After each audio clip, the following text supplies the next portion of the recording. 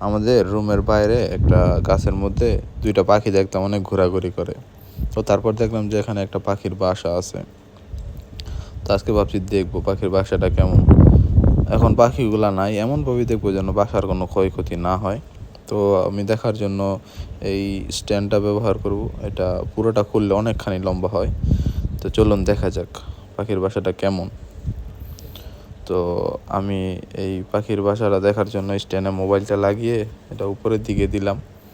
দেওয়ার পর দেখলাম যে পাখি নাই এখানে। কিছুদিন আগে পাখি হয়তো বাচ্চা দিছিল। পাখি এখানে ছোট আরেকটা পাখি ছিল। তো এখন পাখির বাসার মধ্যে বাচ্চাও নাই, বাচ্চা হয়তো বড় হয়ে গেছে, তো উড়ে গেছে ওরা। তো মাঝে মাঝে, এখন আর প্রতিদিন আসে না, এখন মাঝে মাঝে আসে, আইসা আবার চলে যায়। তো আমরা প্রথম ভাবতাম যে পাখিগুলো এখানে যায় না, এখানেই ঘোরাঘুরি করে সারাদিন। তারপর খেয়াল করে দেখলাম আর কি উপরে একটা পাখির বাসা আছে। খুবই সুন্দর পাখির বাসা। আল্লাহ তাদের ভালো রাখুক।